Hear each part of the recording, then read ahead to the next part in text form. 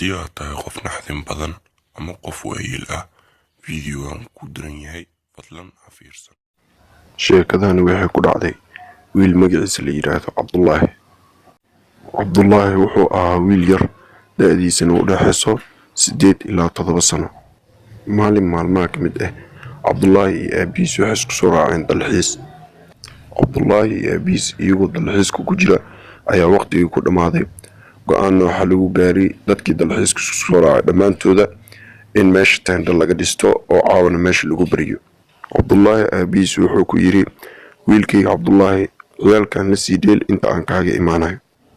Cabdullaahi isla markiiba wuxuu la saaxiibay 2 cunug oo dalxiiska iyaguna u soo baxay. meeshii iyagoo ku dheelayay ayaa 2 cunug mid ka mid ah hooyadiis u wacday wuuna baxay. laakiin Cabdullaahi wuxuu arkay wiil saddexaad oo dalxiiska u soo raacin oo halkan duurka ah degan. inkastoo Cabdullaahi ahaa wiil maskiin ah wuxuu la saaxiibay wiilkii. Cabdullaahi isla markii wuxuu u soo orday aabihiisa wuxuuna u sheegay in uu la saaxiibay 3 wiil oo asiga la fac. Cabdullaahi aabihiis wuxuu u sheegay in 2 wiil ka mid ah ee dalxiis ula socdaan hal ka mid ahna oo halkan degan yahay. laakiin Cabdullaahi aabihiis wuxuu ku dhahay wiilkayga meeshaan ha ka dheeraan qofkii iraac ku dhaadane ha raaci. Cabdullaahina hadalka aabihiis wuu qaatay. maalintii markii la gaaray ayaa Cabdullaahi banaanka u soo baxay. asxaabtiisa ayuuna wacay laakiin asxaabtiisa waxay u sheegeen in ay mashquul yihiin. kadib wiilkii duurka degnaa ayaa Cabdullaahi u imaaday. Cabdullaahi wiilkii duurka degnaa ayuu wuxuu ku yiri intee degan tahay adiga? wiilkii duurka degnaa wuxuu ku yiri meesha deganahay hadda aniga ayaa ku soo tusaayo gurigeyga ayaan isku soo dheelaynaa ee soo soco. inkastoo Cabdullaahi xasuusnaa talada aabihiis laakiin saaxiibkiis ayuu tixgelinayay wuuna soo raacay. wiilkii duurka degnaa wuxuu imaaday guri cidla ah wuxuuna yiri Cabdullaahi aniga gurigan ayaa deganay.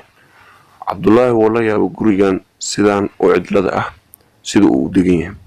wuxuuna ku yiri Cabdullaahi saaxiib adiga kaligaa ma degan? wiilkii duurka degnaa ha ayuu ku yiri.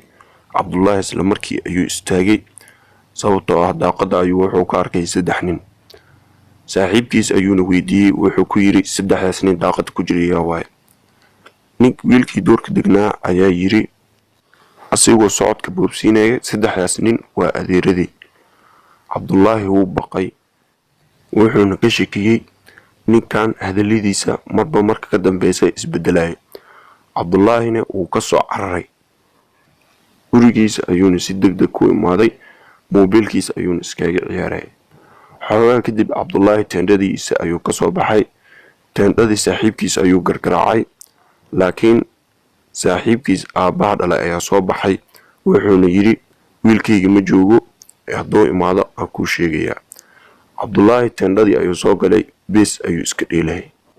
kadib Cabdullaahi saaxiibkiisa aabihii dhalay ayaa u imaaday wuxuuna Cabdullaahi weydiiyey in wiilkiisa uu arkay iyo in kale. Cabdullaahi wuxuu ugu jawaabay aniga ma arkin wiilkaaga laakiin guriga ugu shaka qabo ayaan ku geynayaa ayuu ku yiri.